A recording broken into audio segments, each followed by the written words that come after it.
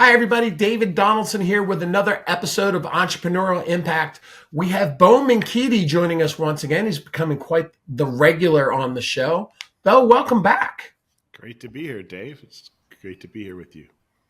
You know, it's a sunny day. As the sunny days of summer start to dissipate a little bit, we get to go through those morning chills, right? Take the sweatshirt off, right? Gets hot, and then we got to put it back on at the end of the day. It's my ultimate favorite time. It's my favorite time of year, actually, the fall. Fall. You got the crispness that keeps you sort of alive. It reminds you that there's a chill of winter coming, but you still have the warmth of the sun and the bright sunny days. So as a New England kid who grew up with four seasons, this was my favorite season of them all.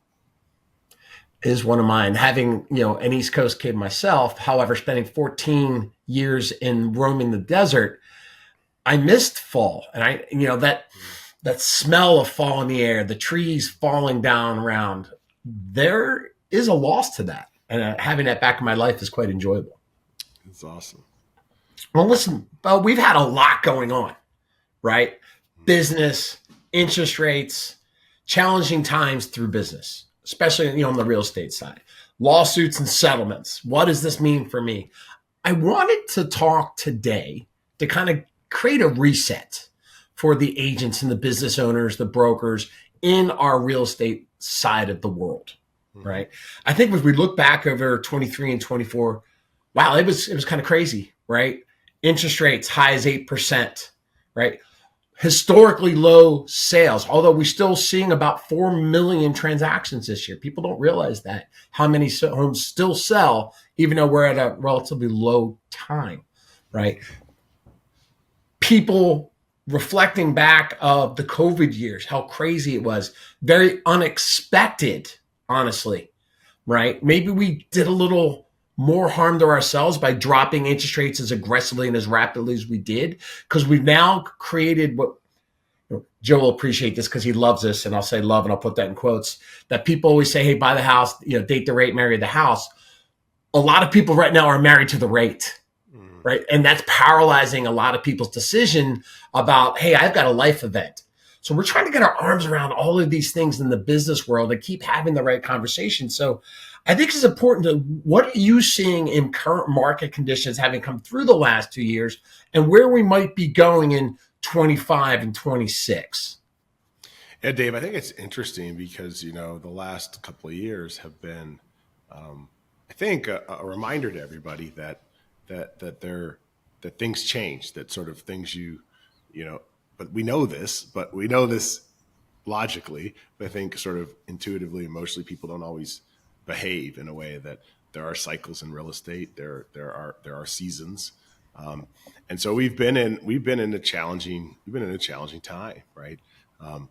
A lot of waiting this year, thinking interest rates were going to come down, thinking there's going to be movement. There was sort of this interesting sort of purgatory around, our interest rate's going to move. How's that going to affect what's going on? But life goes on, right?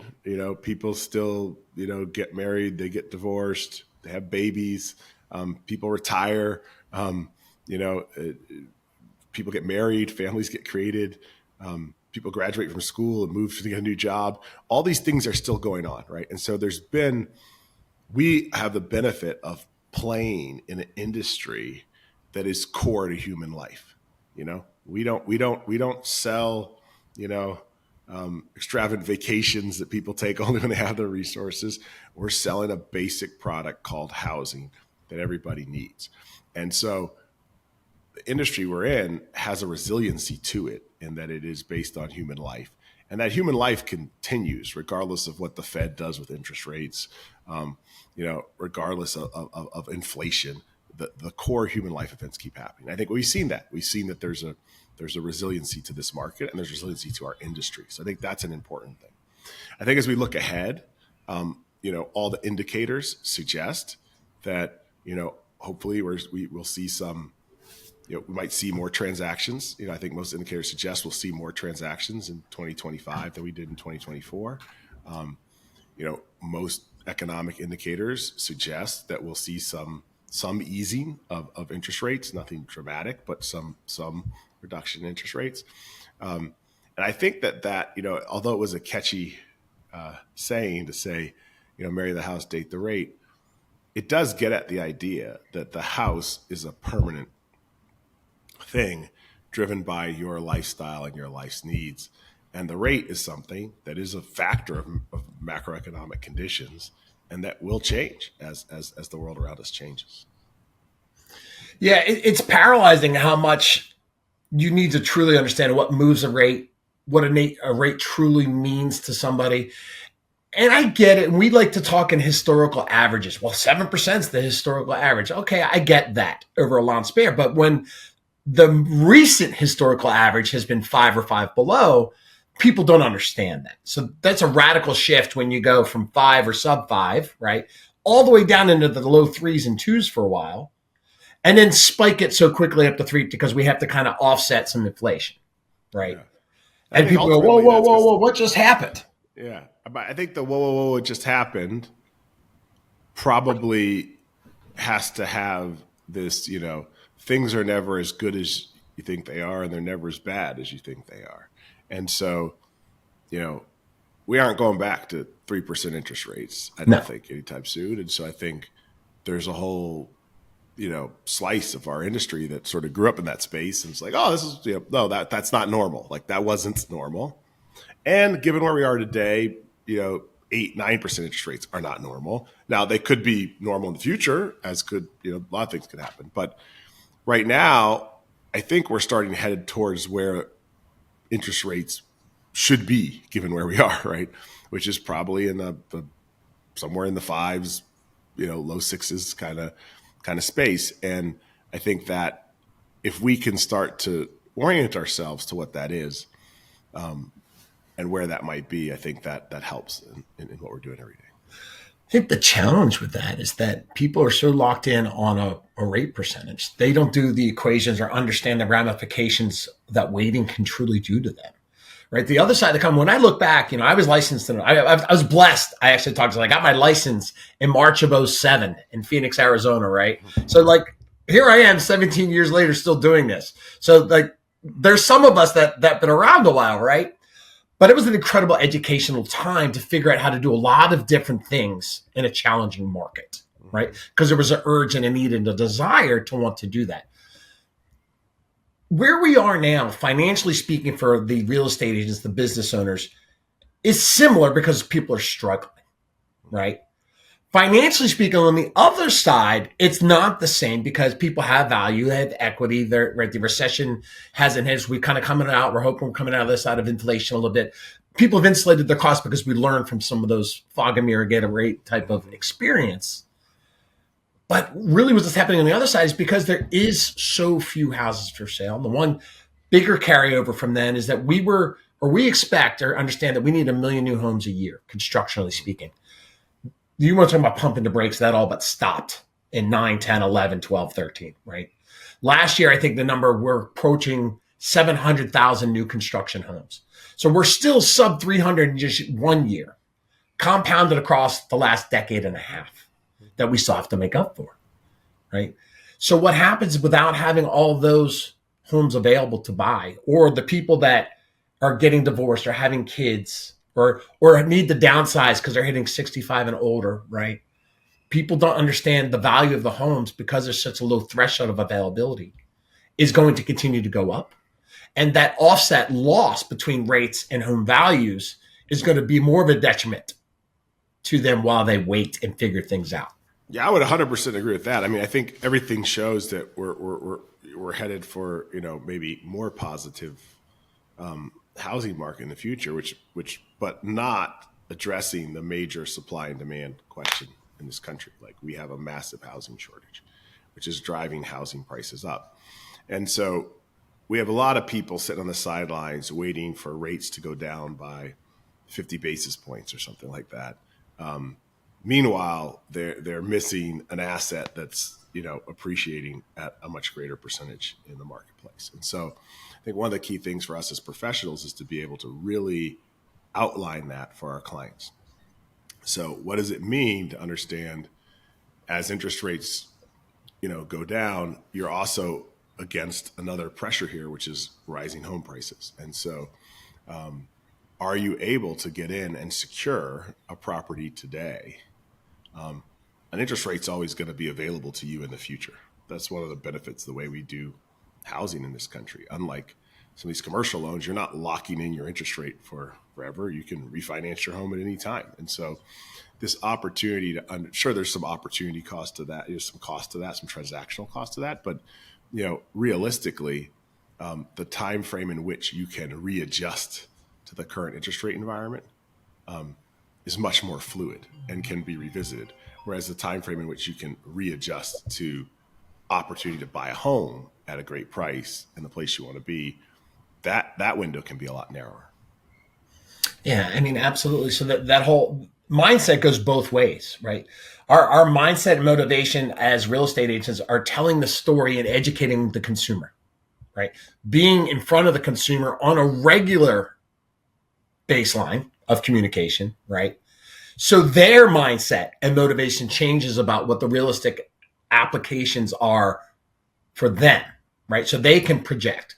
Because here's also what's happening is not only they're waiting, we used to say, hey, 5 to 7 years before people move. That's the baseline.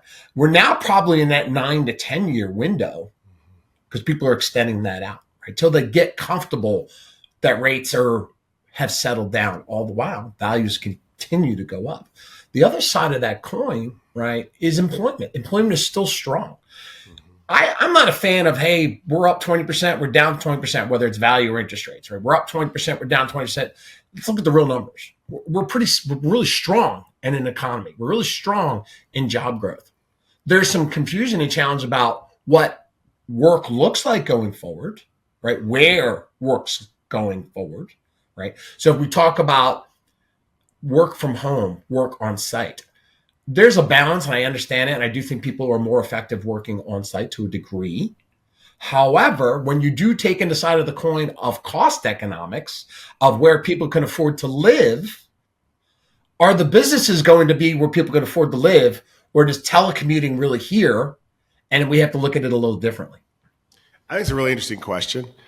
My general thought on that right now is that historically, you saw population move to where jobs were.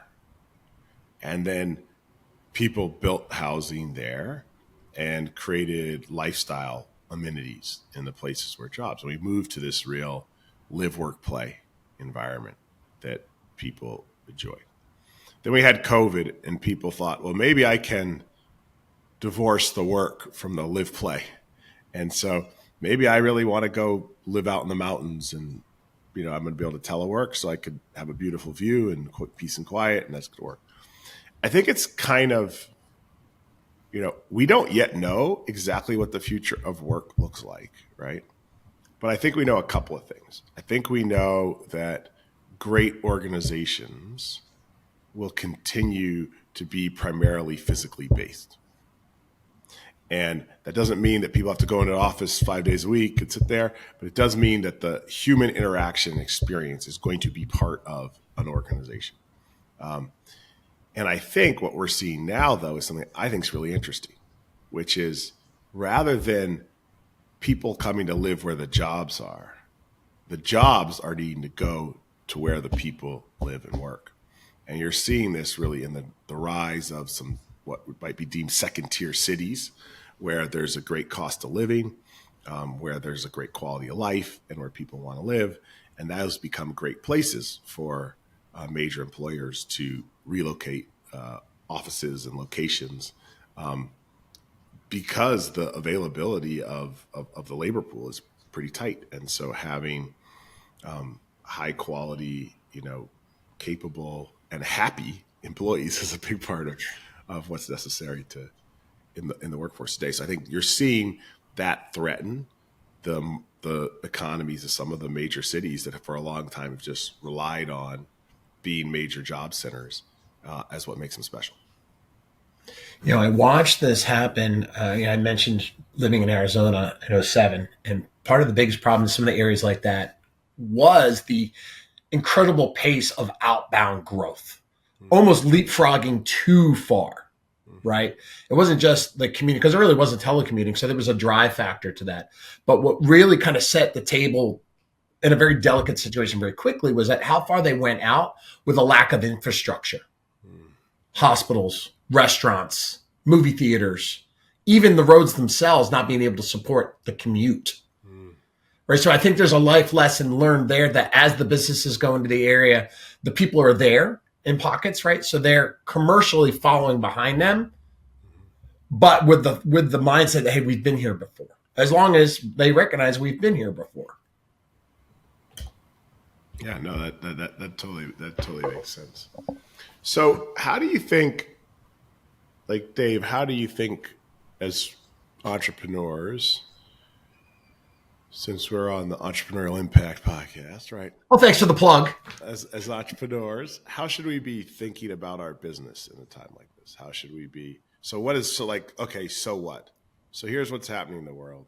I always ask this question myself sometimes because I'm a little heady and nerdy, and I get like super interested in the numbers. I think some people don't want to pay attention. I think it's really important to pay attention to the macro numbers. But then I have to ask myself at some point, okay, so what's the tie? What's the link between what's happening in the world and what can I do? Because I don't really control what's happening in the world. I do control what I do. And so how do I connect the personal agency of what I do in my business and what I can control into this broader realm of, context that is moving around me? And the way that I see it is there's I almost call it like a less is more type of focus, right? You have to know what your consumers are, because the numbers do tell a story, right? They tell a massive story. And I challenge people all the time to stay away from the news. And some of the numbers that we quote are more national numbers. You've got to know you've got to know your local numbers, right? The difference from county to county, right? Even where we are in the northern DMV area, right? Crossing borders, right? From state to state. There's a huge impact to what is actually happening. Right, changing from Fairfax County to Loudoun County, Prince William County, Prince George's counties. How well do you know your local economy about businesses, about telecommuting, right? And the conversations that you're having with your consumers about long-term growth. If you understand that, and then you look at, okay, here's my personal business growth model, it might be saying, hey, if I specialize in County X, do I have a business partner? Do I have the bandwidth to go into County Y? Right? It's not necessarily that I need to be over there, but do I have the right who to be over there? People have talked about expansion and growth. And to me, it's the success is being more micro than that. Own your territory, grow your territory map, right? And strategically, like in Arizona at the time, I could cover a 20, 30 mile radius relatively simply. That was 07. I cannot well enough cover a 30-mile radius in Northern Virginia. So do I have the business acumen and understanding? Probably, because I can get my hands on the data. Do I have the relationships 30 miles out? Not as well as I do 5 to 10 miles out. Do I have the business partners that are licensed in connecting jurisdictions that understand them better than I do? So I could turn around and say, hey, Bo, I've got a guy in Baltimore that needs to do this, or I've got a guy right out in Lorton that needs to do this, or Gainesville that needs to do this. You're my guy. Right? So do I have those types of relationships so I can be hyper local and have a footprint that takes me a little bit further out? And I think it's the inverse of what people look at because of the technology understanding that we have, to think that I can do more because I have that visual bandwidth looking out, where you couldn't do it before. But I'm saying double down local with an understanding of a more wider a wider field, wider footprint. So what might be the connection points, right? So if you've got this macro data and then you've got some more localized data. So one way I can use that is in how I advise my clients, right? Mm-hmm. What about from a business planning standpoint?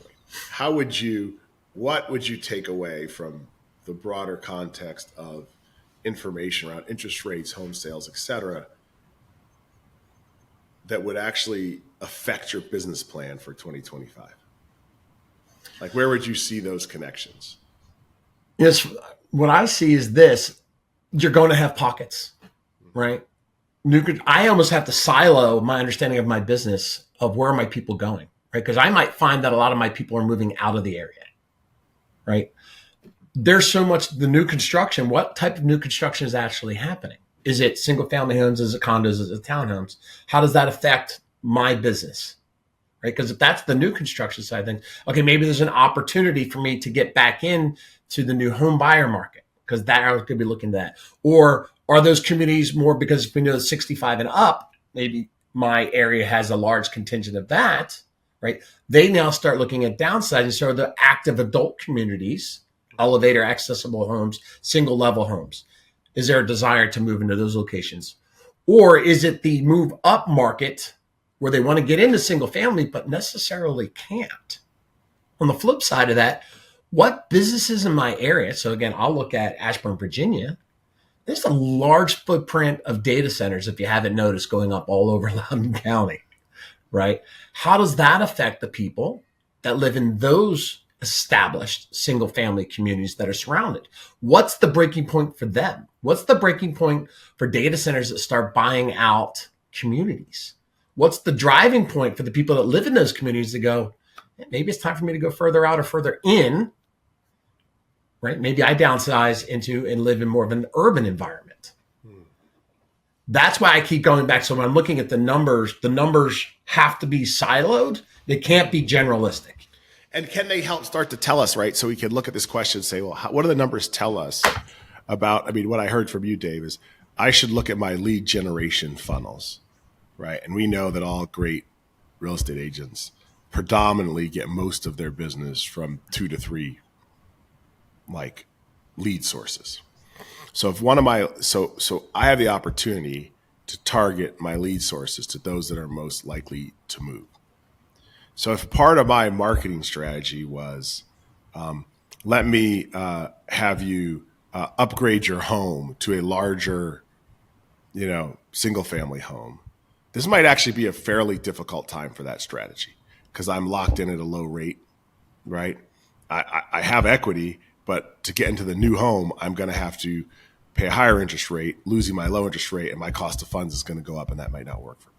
So a move up strategy, if that's my main business, that's one of my funnels. Maybe I'm saying, okay, well, I also have a strategy here around probate, right? Well, people aren't dying less than they died before, right? Or if I had a strategy around first-time home buyers and my marketing strategy was to go to wedding conventions and work with wedding planners, well, there's probably the same amount of marriages going on in the United States this year that there were last year. So there are ways, I'm trying to get like real detailed here, that you could tie these macro things that seem really big into like, okay, what do I actually do, right? And part of what Dave's been talking about is, hey, there's a core set of business that's going to be happening. It's going to keep happening. And how do I tap into that? There's also a question, what's the market of the moment? And I think we're likely going to see a market of the moment where if you were in this business actively in 23, early 24, you have a bunch of clients who did decide to marry the house and date the rate. So what's that opportunity to follow up with all those people when interest rates get to a point where it's in their interest to refinance? And how does that touch point become a lead generation source for you in your business? And you bring up a really good point. And I talk to this often. I'm like, how well do you stay in touch with your people, right? Whether you sold them a house or not, but how well do you truly know them? Do you know what their rates are? Because you should, and you need to. And that's a driving factor. It's a huge motivational point for them. If you don't know what their rates are or what their long-term goals are, they might be sitting and going, I'm sitting on 6.5. The moment it drops sub 6, I'm probably ready to go, or I'm at 7 or 7.5. Refinance sounds nice, but I'd really rather be here. But are you having those conversations with people? Or did you leave them at the closing table and you haven't talked to them in 2 years? Mm-hmm. We're moving. One of the things that's changing in our world, like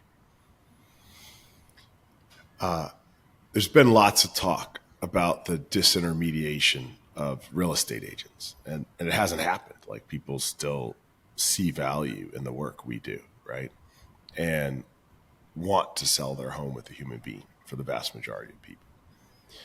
But there is a trend that is moving quickly in the world of being a consumer. And you know it because all of us know it because we experience it as consumers.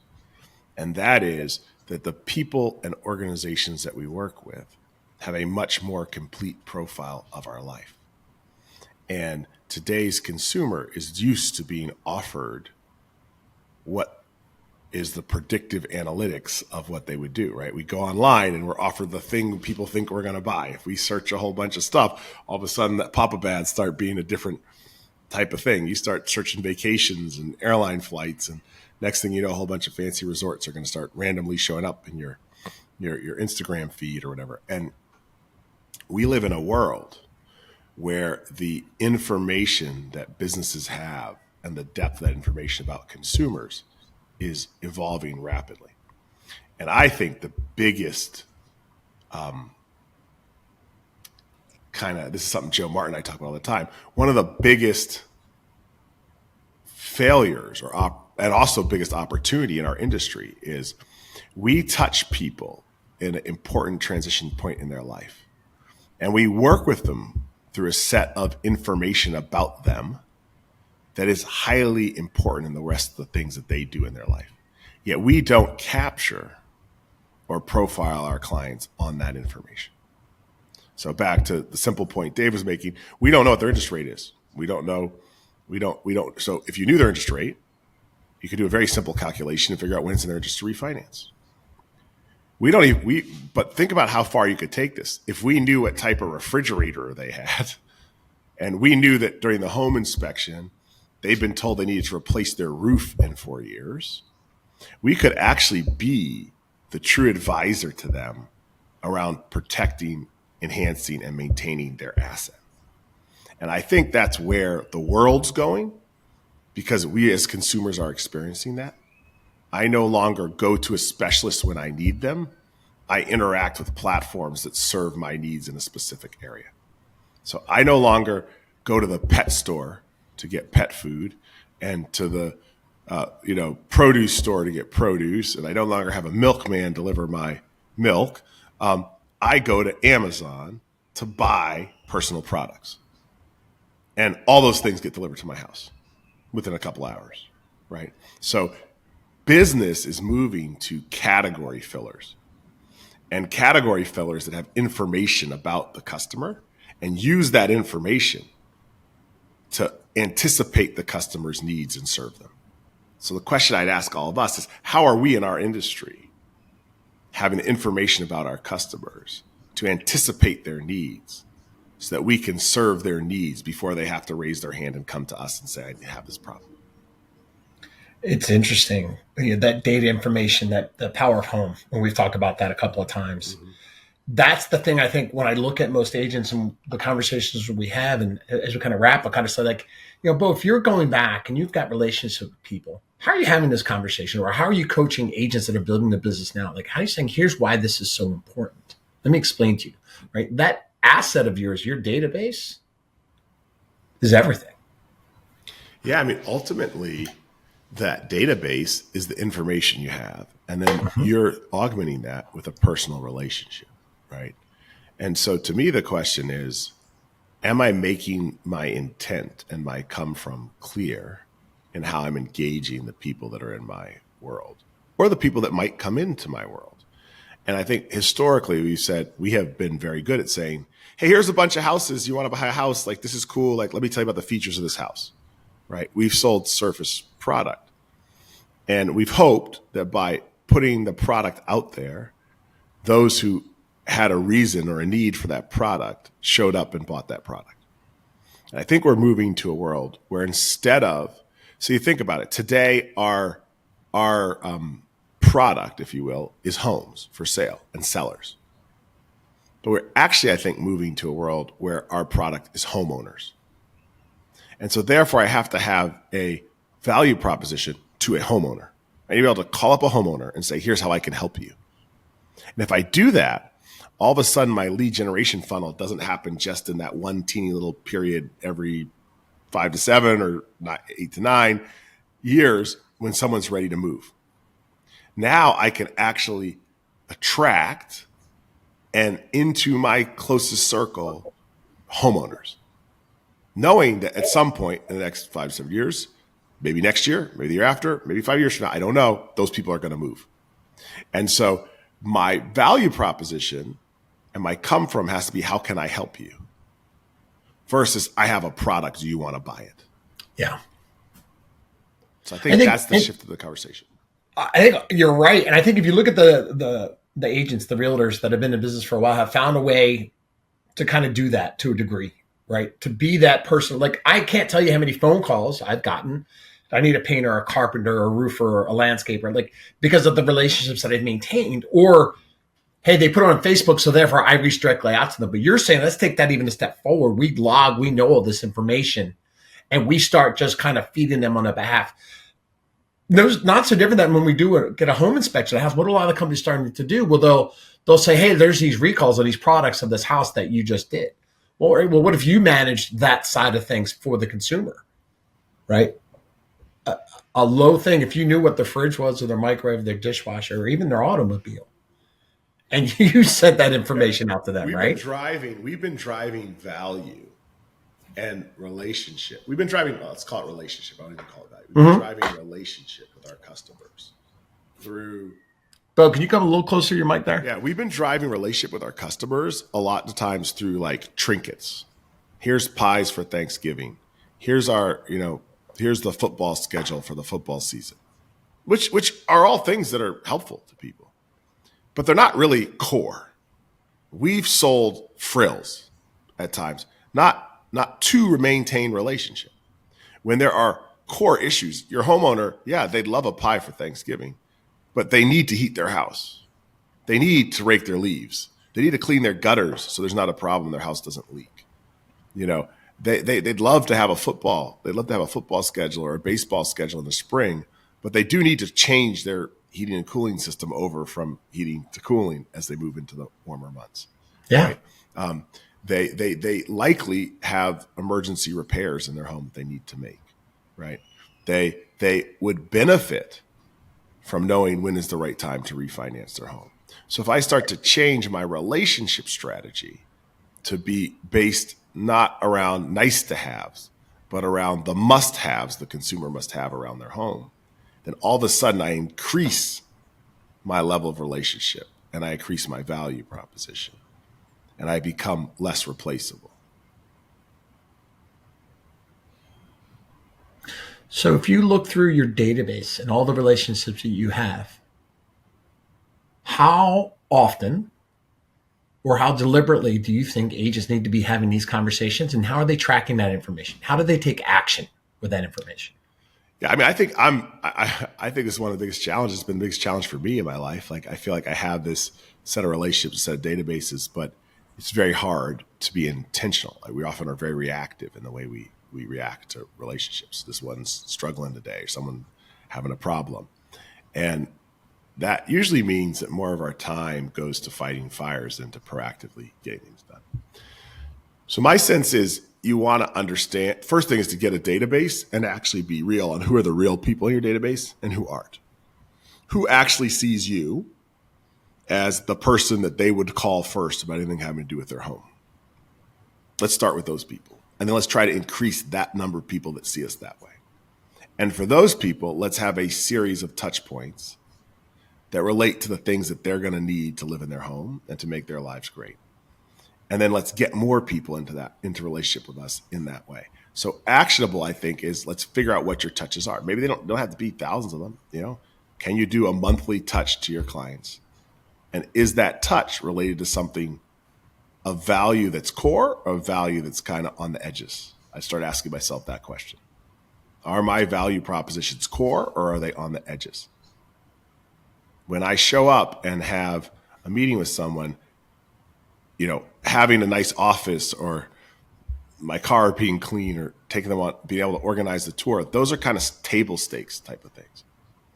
But what is the value proposition I have that's core to their thing? Can I sit down with them in my buyer consultation and actually inform them fully through a partner of what their financing options are? How well have I researched the areas, as Dave said? Am I putting in front of them the price appreciation growth in the different counties that they're looking at? Right? Like, how am I taking core pieces of value that I have from information, data that I have about them and that I have about the industry, and how am I delivering that at the right time? So I would go into the year and think about how can I deliver a core number of touches. Maybe it's only 3 or 4, but that they're really core to what's going on with that individual. We're coming to the end of the year. It's tax time. Everybody's going to have to do something with the taxes of their house. They're going to need to know if they bought last year, what was their HUD-1. They're going to need to know if they didn't, what's their taxes and insurance. Like, what are ways that we can make life easier for people, knowing when, put ourselves in their shoes and saying, when are they going to think about something that has to do with their house? And when can we make sure they think about us when they think about that something that's about their house? I joke a lot about, hey, sending out these recipe cards, or, hey, don't remind her to clean your gutters, or remember to do this. But the difference that you're saying is like, it's okay, if we recognize it's time to clean the gutters, what if we said, hey, here's our guy, we're willing to send them out to you, or here's a coupon, or whatever that looks like, right? Twice a year I have my sprinkler systems checked and my furnace and AC. If I establish a relationship with those companies to go out to my core people, or maybe a discount for the next group of people as I build those relationships, right? That's that extra level that sets you apart. Pies are nice. I love them, right? Don't get me wrong. Everybody loves a good pie, but that's yesterday. But if I know twice a year that my additional ancillary services are touching base with my consumers because I'm the tip of that spear, that's a different conversation. That's an actionable conversation. You can think about it in 3 different levels, right? Level 1, I do something nice for you, therefore you remember me, right? That's what a pie is. You might be hungry, but it's basically a nice thing. I'm doing something nice so that you remember me. Number 2 is I inform you of a situation that's important to you. So I could inform someone that they're going to need to collect these papers for the end of the year. I could inform some people that the clocks are going to move back. I could inform some people that it's time to clean the leaves out of their gutters, right? I could inform them that they could refinance into a different rate. The next level of it, though, is to anticipate the problem and have the solution. As Dave said, I don't just inform you that your gutters need to be cleaned. I clean your gutters. Right. I don't just tell you should refinance your house. I do the math and I actually refinance your house for you, right? So moving to a place where the consumer has a concierge-like service around their home is, I think, one way to think of it. But more from a marketing standpoint, you should know when you're making an offer for connection that's just a nice, like, hey, it's a gift. We should know when we're making an offer that's informative. We should know when we're making an offer that's a solution. And I look at it this way. I get a lot of questions about, hey, how do I do this? How do I do the other thing? And what I have started instinctively, if you're asking me this question, then other people have the same question. So I might put out a how-to or a video or reach out to people and say, hey, this was brought to my awareness. People, when we're saying reach out and understand about the consumers in your database and what they have going, I'm not telling you to call somebody, hey, Bo, I just wanted to, hey, what was the age of that water heater? What was the age of your furnace? When was the last time you got the sun? Like, that's not what we're talking about. But the difference is saying, hey, Bo, I just have, my house is 23 years old, and all of a sudden I was getting high CO2 ratings from my fireplace because the glass and the seals went bad. I remember that your house was built in 98 and had a fireplace. I just wanted to tell you about this for me and this guy that I had that could come over and he's offering this. Those are 2 completely different conversations where people are paralyzed by fear to pick up the phone and take action with the information that's available, or flipping the script and making it relatable like a piece of pie, right, that they can digest, but you're connecting emotionally with them, not just collecting data. Yeah, no, I love it. So I think the last part of this is that we have to, in challenging times, get our heads around interpreting the data. So in a time of change or in any sort of stressful time, human beings have, naturally fight or flight responses. We also have freeze responses, which in business oftentimes is the one that shows up the most. People just freeze. We don't do anything. We keep doing what we were doing before. Just kind of stay static. And I think the question here is, every time I get a piece of outside data, every time I go to a conference or I listen to an economic report or I see this thing, I should be asking the question, how do I operationalize this in my business? to move me in the direction of where things are moving. And so I think that mindset that says, I'm going to take sometimes incomplete information, I'm going to figure out how in the core things that are the basic core principles, foundation of my business, I can do what I'm doing, do that core business well in light of this information that I have. And how can I adjust and pivot and move as I'm going forward, to not just be a victim of the situation and a victim of the circumstance, but to be an architect of my business within the context of the circumstance. I completely agree. I completely agree. And here's the thing. I think people are paralyzed by the data. Saying collect data, it's tech, it's tech. No, it's the actions that the data leads to that heightens your level of relationship with the consumer, which is all we've ever always talked about. Who are you to them? Are you their person? And what level is your relationship with them? The data tells you where you need to be, when you need to be there, but still be you. 100%. All right. Well, everybody, Bo, as always, it's a pleasure to have you join us on Entrepreneurial Impact. I hope you guys all got some actionable items and say, hey, over the next quarter, I'm looking at my goals for next year. And one of those goals is what kind of data is in my database that is accessible and actionable for continued successful growth. Have a great day, everybody.